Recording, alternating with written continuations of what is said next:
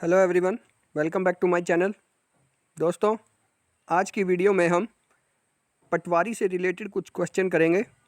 तो चलिए बिना किसी देरी के देखते हैं पहला क्वेश्चन। पटवारी प्रणाली की शुरुआत किसने की थी? तो पटवारी प्रणाली की शुरुआत किसने की थी? शेरशाह सूरी ने। शेरशाह सूरी ने पटवारी प्रणाली की शुरुआत की थी। इसके बाद पटवारी शब्द की उत्पत्ति कौन सी शताब्दी में हुई? तो दोस्तों, पटवारी शब्द की उत्पत्ति कौन सी शताब्दी में हुई थी? 18वीं शताब्दी में। 18वीं शताब्दी में पटवारी शब्द की उत्पत्ति हुई थी। शेरशाह सूरी ने पटवारी प्रणाली की शुरुआत की थी और 18वीं शताब्दी में पटवारी शब्द की उत्पत्ति हुई थी। इसके बाद पटवारी इंफॉर्मेशन सिस्टम कब शुरू हुआ? तो ये दोस्तों 2005 में शुरू हुआ था। पटवारी इंफॉर्मेशन सिस्टम 2005 में। इसके बाद हरियाणा में कुल पटवार सर्कल कितने हैं? तो ये दोस्तों 2691 हैं। कुल पटवार सर्कल हरियाणा में कितने हैं? 2691। इसके बाद कुल कानूनगो सर्कल कितने हैं? तो ये 256 हैं। इसके बाद पटवारी अपनी रिपोर्ट किसे सौंपता है?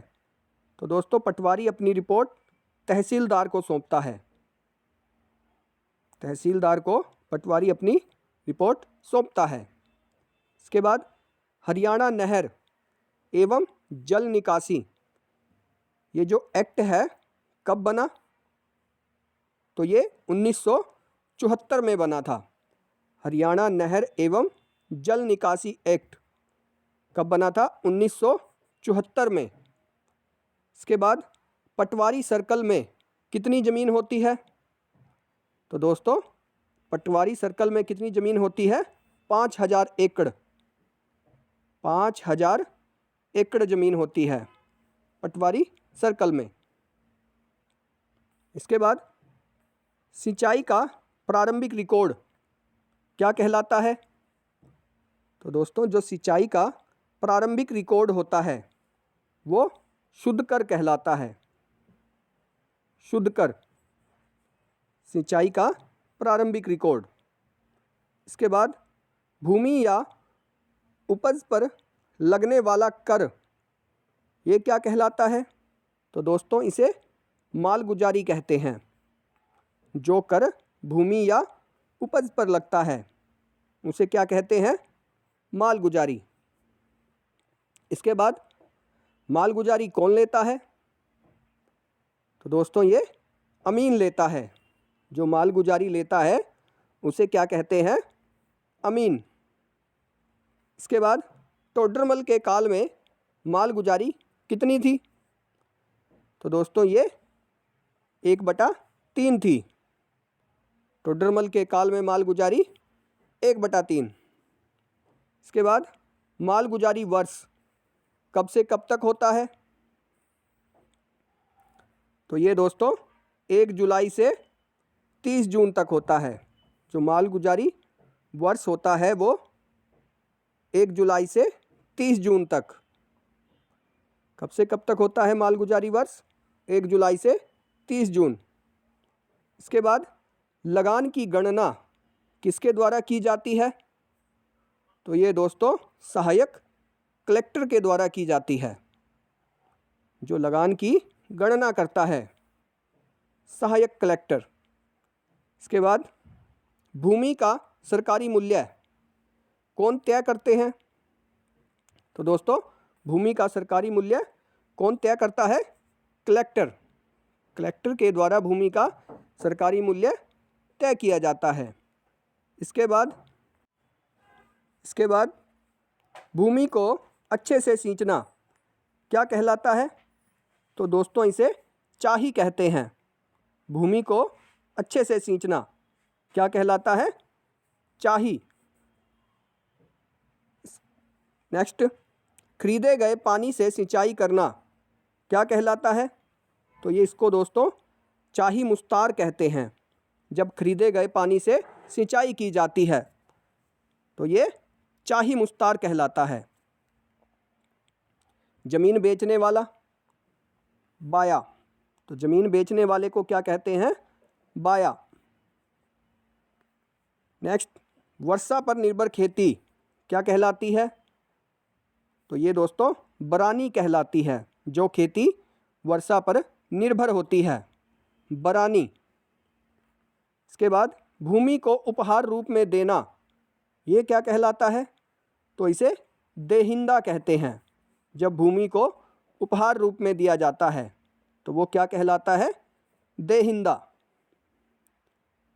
इसके बाद दोस्तों, भू राजस्व निर्धारण में अंतिम फैसला कौन करता है? तो ये राज्य सरकार करती है। जो भू राजस्व है इसमें अंतिम फैसला किसका होता है? राज्य सरकार का। इसके बाद गिरवी रखी ज़मीन को वापस लेना क्या कहलाता है? तो दोस्तों जब गिरवी रखी ज़मीन वापस ली जाती है तो वो क्या कहलाता है? फ़क उल रहीन। फ़क उल रहीन, गिरवी रखी ज़मीन को वापस लेना।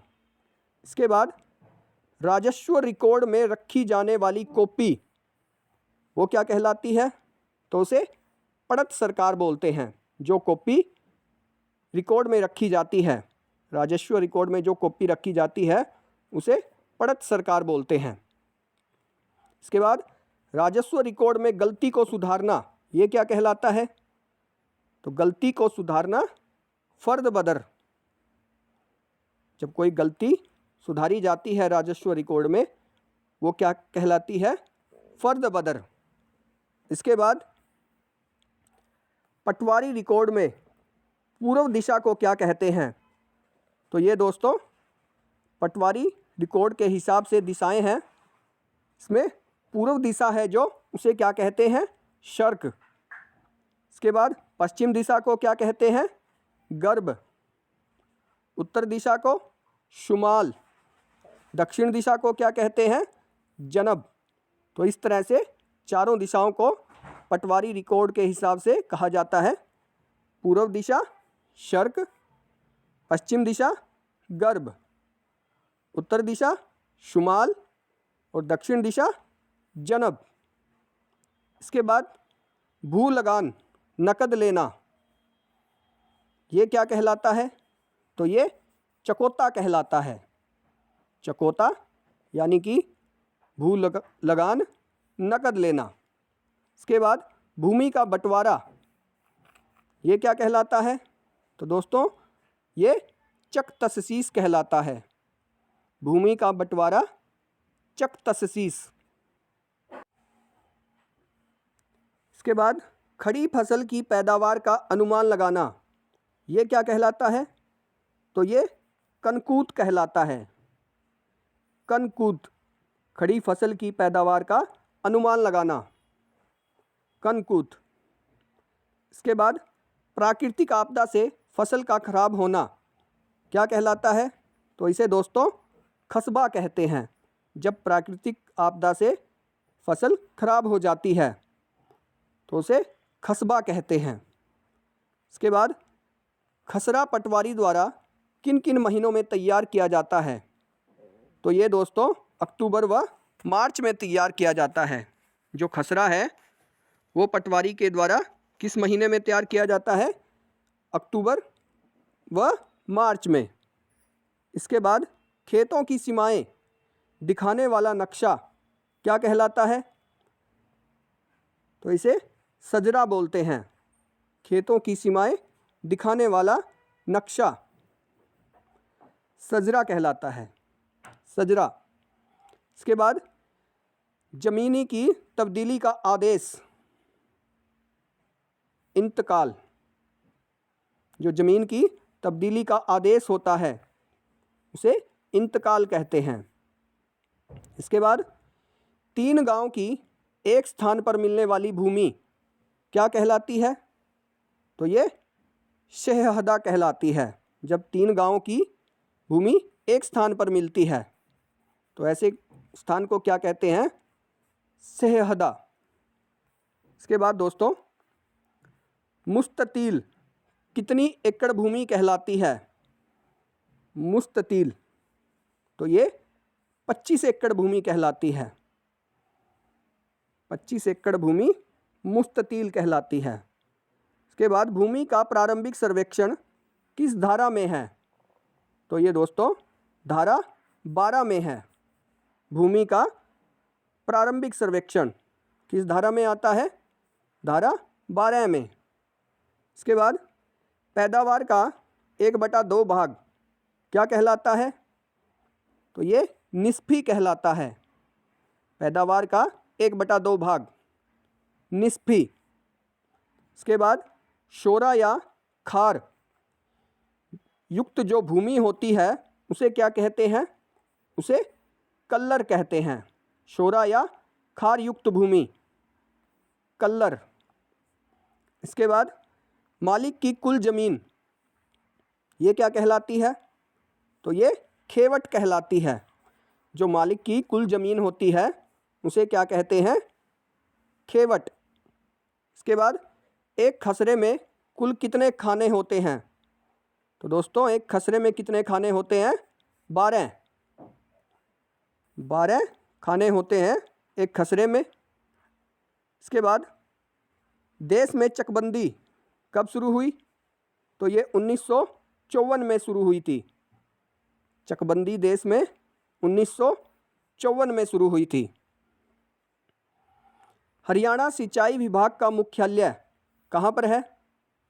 तो पंचकुला में है। हरियाणा सिंचाई विभाग, इसका मुख्यालय कहाँ पर है? पंचकुला में। इसके बाद सिंचाई की सबसे प्राचीन विधि कौन सी है?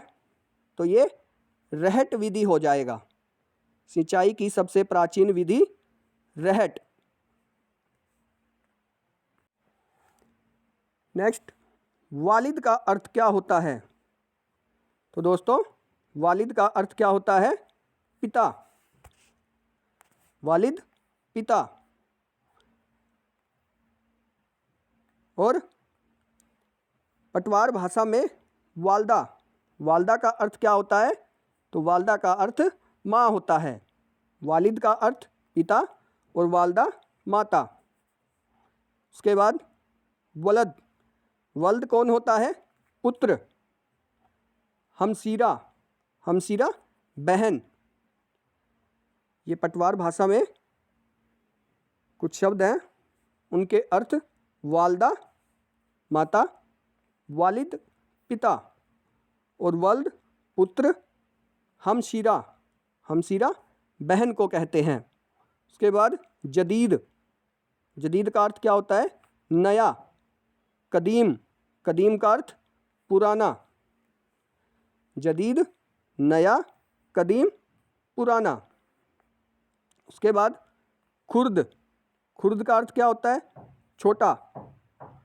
कला, कला का अर्थ बड़ा। खुर्द छोटा, कला बड़ा।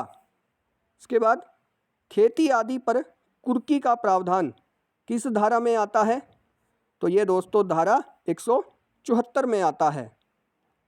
खेती आदि पर कुर्की का प्रावधान ये किस धारा में आता है? धारा 174। इसके बाद दोस्तों नहरों व कुओं के अलावा सिंचाई साधन क्या कहलाते हैं? तो इन्हें आबी बोलते हैं।